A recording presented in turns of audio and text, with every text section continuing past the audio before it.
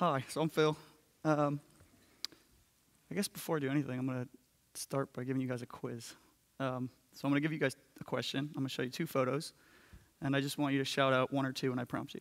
Cool? So if I ask you this question, which one looks more unique? Which do you think? 2. And if I ask you, which place is more upper class?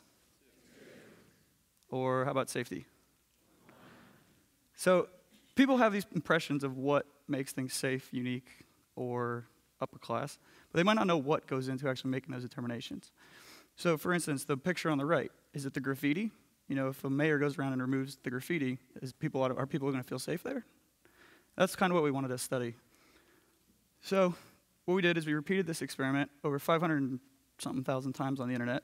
People from all over the world contributed, and we got a lot of data. So what do you do with data? Well, since my group's called Macro Connections, what we do is we look at it a lot.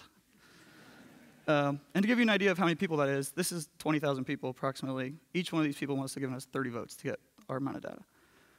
So I had a great team. Tony, Mauro, we both did an exhibit in Linz, Austria, which is Ars Electronica. And we had help from 2 undergraduates, Kieran and Evan. Cesar's the advisor, and Katja is actually an Austrian researcher. She has the largest group in Europe, actually, and she's been advising on the urban planning side of things. And so what we can do with this is we can obviously generate a rank order list, right? Best to worst. This would be the safest place. That would be the least safe place. But that's not super interesting, and The Guardian points that out in the article that they did. You know, the real purpose is to understand the data. You know, so if we attribute each image, kind of like Facebook clicking, you know, you tag each image, so you'd say, I see a car, I see cracks in the street, I see trash.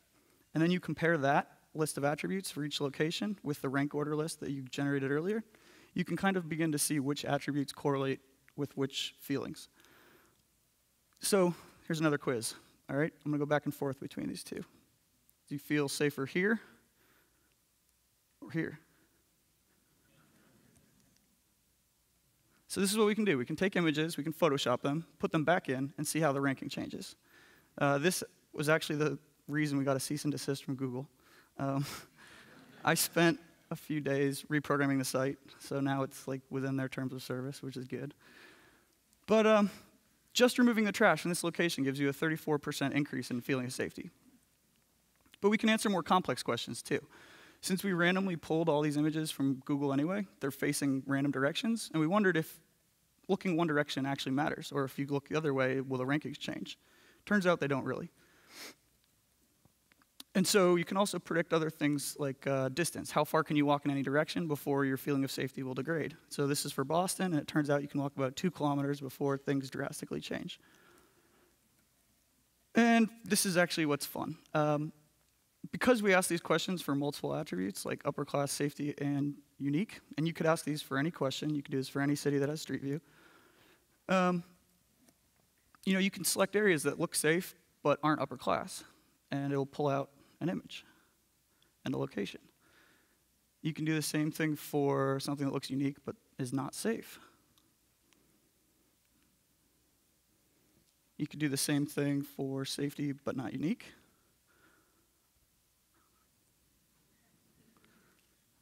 And lastly, you can do safe and unique. So we imagine that you can do a lot with this data. You can take these layers, since they are mappable, and you can plug them into anything from Yelp to a real estate application where you look to find places to live. You know, I think the way it works is that you go to a real estate agent, tell them, you know, I want to work in an area or live in an area that's quiet, but not too far away from something more energetic. But really, they don't know. They're just going to pick the house that's best for them and convince you want it.